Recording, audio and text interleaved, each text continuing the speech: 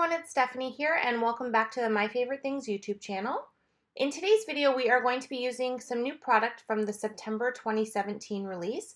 This is the Blessed and Blessings Dynamics die set, and I'm going to pair these with some older background stamps. I have the Wavy Coloring Book and the Garden Flourish background stamp, and we're going to use these to create some embossed resist backgrounds, and then we're going to use that large blessings word on the top and turn these into holiday cards.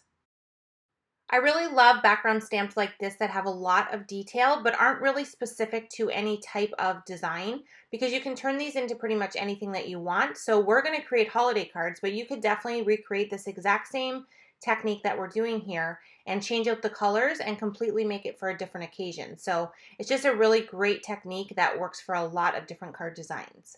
So what I'm doing first is I'm putting Versamark ink onto the background stamp, and I'm making sure to fully cover that with ink. And then I used my anti-static powder bag on my piece of white cardstock just to make sure I don't have any embossing powder stick where I don't want it.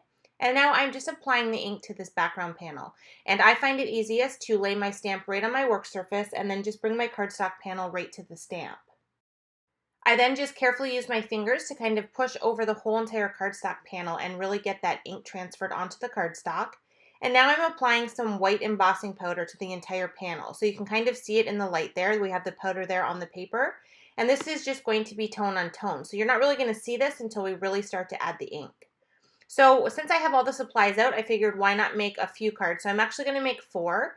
I'm going to do 2 of each of these background designs. And you could definitely do even more. You could just mass produce a bunch of these, or you could get even more background stamps and create a bunch of different designs. So there's so many different ways that you can kind of use this technique to create a whole set of cards to either give as a set or to create the same type of card for holiday card giving or anything like that. When creating similar cards like this where we're kind of mass producing the same design, I find that it's easiest to kind of do one step on all the cards first and then just continue on doing that. So what I did is I did all of the stamping and the embossing powder on all of the panels, and then I set them aside until I had everything ready to go. And then I used my heat tool and heat set all of them at once. And what this does is it keeps my heat tool really hot and really helps to emboss those quickly and not warp the paper too much. So now that I have all of my backgrounds embossed, it's time to add the inking. And this is one of my favorite color combos for holiday cards. It is the Peacock Feathers, the Festive Berries, and the Lucky Clover Distress Inks. I just love the kind of blue and green colors, and then with that pop of red mixed in. I just think it looks so pretty, and they look really nice when you kind of blend them together. So I discovered this color combo a couple of years ago, and it's been a go-to for me for holiday cards ever since. I just think it's so pretty. So what I'm doing is I'm just kind of randomly adding the color to this background. I have an ink blending tool for each of the different inks, and I'm kind of just mixing between the different colors so I get a really nice blend. I don't want to have any harsh lines. I kind of want every color to blend into each other and just to make it look like a continuous background full of color with that great embossed design kind of mixed right in there. And I really like to saturate the paper. I add a lot of ink. I don't go really light-handed. I kind of just go lighter at first to get that first layer of ink down. And then once I have that, I can go ahead and just keep adding color, and it blends really nicely. So you can see I kind of really intensified that red as I lost some of that color. And then once I'm done with all of the inking, I just like to take a paper towel and wipe down the whole front of the panel. This just helps to remove any leftover ink that we kind of have sitting on that embossing powder, and it really makes that white embossed detail really pop off the card design. So now I have 4 really pretty backgrounds that we can use to create our card. To finish them off, I'm going to cut them with a stitch rectangle from the Blueprints 13 die set, and I'm just going to run all of these individually through my die cut machine with that die. So now I want to create the sentiments for the cards, and I decided to use the blessings word with white cardstock. I actually really wanted the focus to stay on the background and not so much the sentiment, but I did want the sentiment to be there. I found when I laid the white cardstock onto the background, it really got lost. So I wanted to kind of separate the background from the white word by adding a little bit of vellum in behind there. So you can easily and quickly create your own little vellum shadow behind a word.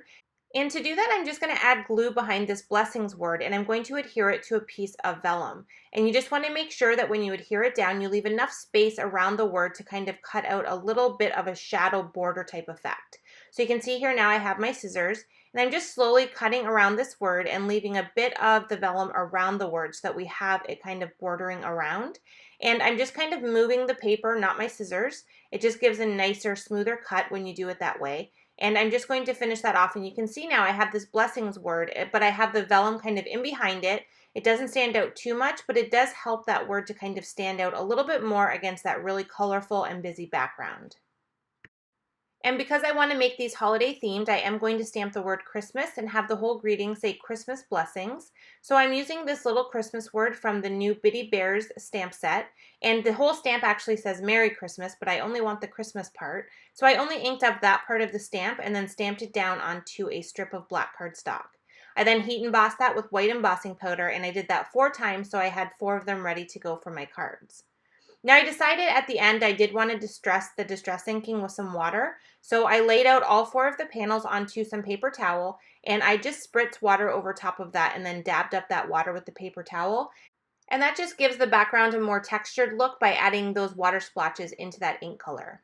So once I had that done with all 4 panels and they were all dry, I went ahead and added all of the sentiment pieces onto each of the cards. So I put the Christmas on first and just kind of cut the end of that into an angle, and then I added the blessings word directly underneath. I did do one card where I put the sentiment on the top area of the card, but I definitely think I prefer it on the bottom. But with this type of card, it's completely optional because you have this whole background area, so the sentiment can pretty much go wherever you want it to go. And then to finish them off, I'm adding each of these panels to a top folding white card base, and these all measure 4 1/4 by 5 1/2 inches in size. And then once I have that done, I have completed all 4 of these cards, and now I have a great set of Christmas cards that I can either send or give as a set. So that is going to finish today's video. If you would like a chance to win a gift card to the MFT online store, please leave a comment on this video and subscribe to our YouTube channel, and I will announce that winner in next week's episode of MFTv. As always, I appreciate you being here. Thank you so much for watching, and I will see you in the next video.